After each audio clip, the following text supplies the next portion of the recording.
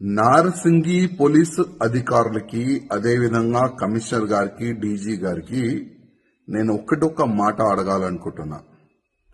Johnny భాషా master ని ఎప్పుడు అరెస్ట్ చేస్తారు?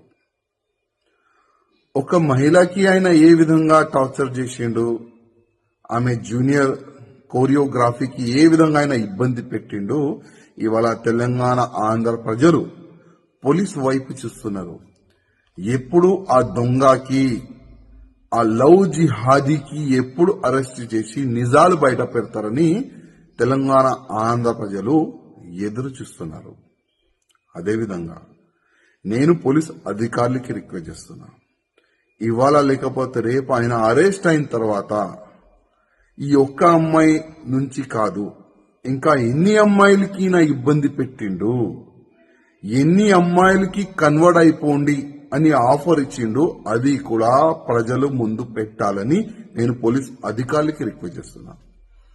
ఇవాళ బాలీవుడ్ కి ఇంకొకసారి ఒక నల్ల మచ్చ తీసుకొని రానికి ప్రయత్నం చేసిన ఈ జానీ భాషా మాస్టర్, ఇట్లాంటి చాలా మంది ఉండొచ్చు, ఇంతకుముందు ఉన్నారు కూడా.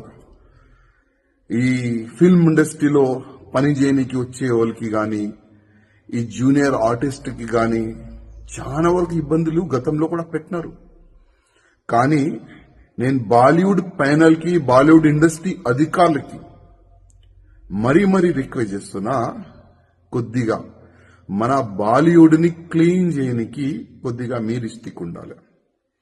ఇట్లాంటి ఎవరైనా మహిళలకి ఇబ్బంది పెడితే, కన్వర్ట్ గురించి ఆఫర్లు ఇస్తే ఇంకొకసారి బాలీవుడ్ లో అయినా కాలు పెట్టకూడదు. ఆ విధంగా మీరు ఒక చట్టం తీసుకొని రాండని నేను బాలీవుడ్ ప్యానల్ కి నేను రిక్వెస్ట్ చేస్తున్నా. ఎందుకంటే ఇవాళ చాలా వరకు ప్రజలు హీరో హీరోయిన్ చూసి వాళ్ళకి ఫాలో అవుతారు, చాలా వరకు ఫ్యాన్స్ ఉంటారు. కానీ ఇట్లాంటి కొంతమంది వల్ల మొత్తం బాలీవుడ్ కే చెడపేరుస్తుంది. అందుకోసం నేను బాలీవుడ్ ప్యానల్ కి రిక్వెస్ట్ చేస్తున్నా, కొద్దిగా మీరు స్టిక్ గా యాక్షన్ కూడా తీసుకోవాలని నేను రిక్వెస్ట్ చేస్తున్నా. అదేవిధంగా పోలీస్ అధికారులకి రిక్వెస్ట్ చేస్తున్నా, ఈ జానీ మాస్టర్ ఒకవేళ దొరికితే మీరు ఇంట్రకేషన్ చేయాలి. ప్రేమ ఇంట్రకేషన్ కాదండి.